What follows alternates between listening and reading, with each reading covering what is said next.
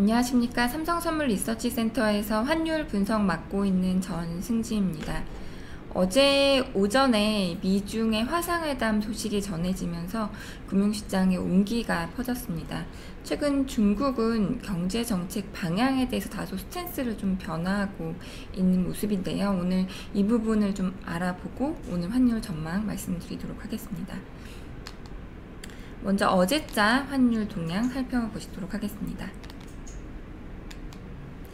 어제 환율은 오전에 많이 빠지다가 일단 하락 흐름이 주춤하는 모습이었습니다. 오전에 미중이 화상회담을 통해서 무역 합의에 대해서 긍정적인 평가를 내렸다라는 소식 때문에 위안 환율이 빠르게 하락을 했거든요. 그래서 달러 환율도 하락을 하다가 위안 환율이 추가 하락이 좀 멈춰지면서 환율도 교착 상태를 보이다가 우리 주가가 오르고 수출업체들의 달러 매물이 집중이 되면서 85원으로 저점을 낮추고 일단 4원 하락한 1185.1원에 마감을 하였습니다. 어제 외국인도 일조를 했거든요. 외국인이 1,500억 원 이상 코스피 시장에서 주식을 매입을 하면서 달러 환율의 하락 압력으로 작용을 하였습니다. 밤사이 금융시장 보시도록 하겠습니다. 어제 다우지수는 하락을 했지만 나스닥은 다시 S&P와 나스닥은 사상 최고치를 경신을 했습니다. 다시 약달러와 또 미국 글로벌 증시 강세 위험 선호 구도가 나타났다라고 보시면 될 것 같은데요. 일단 달러 약세가 나타난 것은 일단 미중 화상회담에 따른 전반적인 위험 선호 분위기에다가 어제는 미국과 독일의 경제지표가 엇갈렸습니다.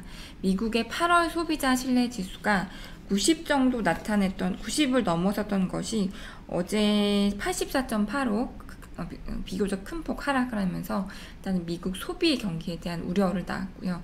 반면에 독일에서는 8월 IFO 기업 환경 지수가 4개월 연속 상승세를 보이고 예상을 상회하면서 일단 유로에 힘을 실어줬다라고 보시면 될 것 같습니다. 어제 독일의 2분기 GDP 확정치도 나왔는데요. 예비치보다는 0.4%포인트 좀 높아지면서 이러한 부분들도 일단은 달러 약세, 유로 강세를 견인했다라고 보시면 될 것 같습니다.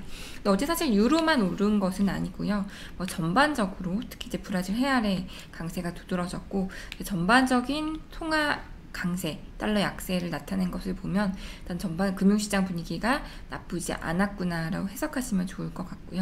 주식 같은 경우는 신흥국은 조금 이제 부침이 있긴 했지만 전반적으로는 주가의 상승 흐름이 나타났습니다. 또 어제 미중 관련해서 긍정적인 소식이 있었음에도 불구하고 중국 증시는 최근의 흐름과 비슷하게 오히려 약세를 나타내면서 지지부진한 흐름을 나타냈습니다. 어제 이제 1단계 무역 합의에 대해서 양국이 일단은 미국 미국 무역 대표부도 그렇고 중국 상무부도 긍정적인 그런 회담에 대해서 평가를 내놨습니다. 일단 이행을 어떻게 하고 있는지를 좀 살펴보면요. 미국 피터슨 연구소에서 발표한 보고서인데 6월 말 기준으로 이행률이 46.5% 정도. 그러니까 사실은 아직 반도 채우지 못한 상황이고요. 품목별로 좀 보자면 농업 같은 경우도 계획 대비 상당히 부진하고 특히 에너지 관련해서는 거의 이행하지 못한 것으로 나타났습니다. 그럼에도 불구하고 일단은 이제 미중이 긍정적으로 평가한 것은 일단 코로나라는 특수한 환경 때문에 일단 수입하기 어려웠을 수도 있고요. 특히 최근에 중국이 미국산 원유를 수입할 계획을 가지고 있다 이렇게 얘기도 했고 또 어떤 중국의 수입 업체가 미국의 옥수수를 큰 규모 뉴스에 나온 것은 19만 5천 톤 구매하기로 약속했다 이렇게 좀 어느 정도 성의 표시를 하면서 일단은 이 무역 합의에 대해서는 일단은 문제시하지 않겠다라는 그런 스탠스를 양국 모두 좀 확인을 했다라고 보시면 될 것 같습니다. 중국의 정책 방향의 기조는 일단은 미국 대선을 앞두고는 몸을 낮추자, 보수적으로 가져가자라는 스탠스인 것으로 판단됩니다. 일단 통화 정책에 대해서도 대수만간하지 않겠다. 그러니까 이게 무조건 물을 쏟아붓지 않겠다. 유동성을 과도하게 확대하지 않겠다라는 그런 좀 보수적인 입장을 계속 취하고 있고요. 특히 그래서 M2 증가율도 마구마구 증가를 하다가 최근에는 증가세가 좀 둔화되는 모습을 나타내고 있는 것 같습니다. 그리고 사실은 중국이 코로나에도 불구하고 이렇게 지표가 빠르게 지금 다른 나라에 비해서 개선된 것은 사실 미국 같은 경우는 개인들한테 돈을 줘서 소비를 진작시키는 그런 정책을 피고 있다면 중국은 오히려 소매 판매, 그러니까 소비는 거의 늘지 않고 고정자산 투자가 견인을 하고 있습니다. 그러니까 한마디로 과거에 중국이 해왔던 땅을 파서 투자를 해서 이제 성장을 만드는 그런 움직임을 하고 있는데, 일단은 이러한 그 움직임도 조금 일단 너무 급해서 이렇게 정책 대응을 했는데, 이런 정책 대응을 일단은 좀 속도 조절하겠다라는 입장인 것 같고요. 최근에 중국에서 많이 나오는 이야기가, 그러니까 전반적인 경제 운용의 기조가 쌍순환을 강조를 하고 있습니다. 어떤 쌍순환이냐면 내수와 대외를 아우르는 쌍순환을 하겠다. 그러니까 이게 지금 워낙 미국이 압박을 하다 보니까 일각에서는 중국 내부적으로 투자만 하는, 내수만 부양시키는 그런 이제 부동산 투자나 소비만 증가시키는 내수 중심으로 가지 않겠냐라는 그런 의견들도 나오고 있는데, 지금 계속적으로 강조하는 것이 그 내수와 대외의 쌍순환을 강조를 하고 있습니다. 24일에 그 시진핑 주석이 주요 경제 관료들을 모아놓고 자담회를 했습니다. 거기서도 시진핑 주석이 쌍순환을 한 번 더 강조를 했습니다. 그럼 이제 이 부분을 통해서 우리가 금융시장, 그 중국 주식시장, 외환시장에서 어떻게 이제 그 의미를 좀 도출해 볼 수 있을까 보면은, 일단 사실 그 상반기, 그러니까 그 여름쯤에 중국이 뭔가 증시 부양을 해서 경기 부양을 할 것과 같이 좀 발언했다가 빨리 이제 그 발언을 되돌리는 그런 수습을 했습니다. 그 이후로 이제 중국 주식이 더 많이 가고 있지는 못한 모습인데요.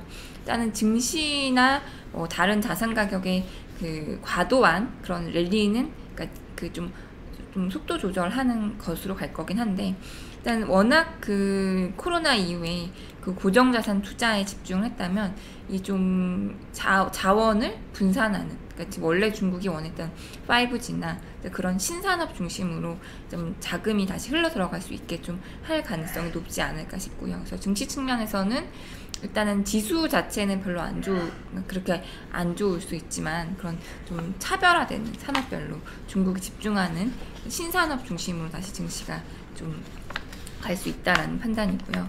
외환시장 입장에서는 사실 외환시장은 지금 여건이 나쁘지 않습니다. 중국의 이제 경상수지인데요. 1분기 같은 경우는 그 경상수지가 오히려 적자를 보이다가, 다른 신흥국들도 마찬가지인데 그러니까 중국 같은 경우는 해외여행 많이 가서 서비스 수지가 막 적자를 기록하기도 했었는데, 서비스 수지가 개선되면서 중국의 2분기 경상수지가 1,000억 달러 이상의 흑자를 기록을 했습니다. 최근에 그 성적과 비교하더라도 상당히 긍정적인 성적임을 확인을 하실 수가 있고요. 또 외국인 자금 측면에서도 일단 주식 자금 같은 경우는 막 들어오다가 좀 주춤하긴 하지만 최근에 다시 좀 유입을 하려는 그런 시도를 나타내고 있고, 채권 자금은 계속적으로 유입이 되고 있는 상황이고, 통화정책 측면에서도 다른 나라에 비해서는 좀 완화적인 스탠스를 좀 속도 조절하는 스탠스이기 때문에 위안화를 둘러싸고는 위안화가 과도하게 약세 압력을 받을 가능성은 낮다라고 판단했습니다. 그래서 사실 약달러에도 불구하고 위안화 환율이 미중 긴장 때문에 별로 못 따라가다가 8월에는 비교적 좀 약달러 흐름을 제대로 따라갔다라고 보실 수가 있고, 그 이유는 이제 앞서 보신 그런 여건들이 지지를 해주고 있고요. 위안화 환율은 비교적 안정적인 흐름을 유지할 수 있을 것 같긴 한데, 어쨌든 선거를 앞두고 미중 관련한 이슈들은 언제든 부각될 수 있기 때문에 일단은 변동성 확대는 일단 좀 염두에 두셔야 될 것 같습니다. 원화환율 같은 경우는 뒷부분 말씀드리겠지만, 위안화 강세에도 불구하고 국내 코로나 확산에다가 우리 해외 투자 많이 하고 수출 개선 지연되면서 수급 타이트한 거, 이런 것들 반영하면서 위안화 강세를 못 따라가고 있는 양상이다라고 보시면 될 것 같습니다. 오늘 환율 말씀드리도록 하겠습니다. 오늘 환율은 일단 최근의 흐름과 비슷하게 80원대 중후반의 등락이 예상이 되고요.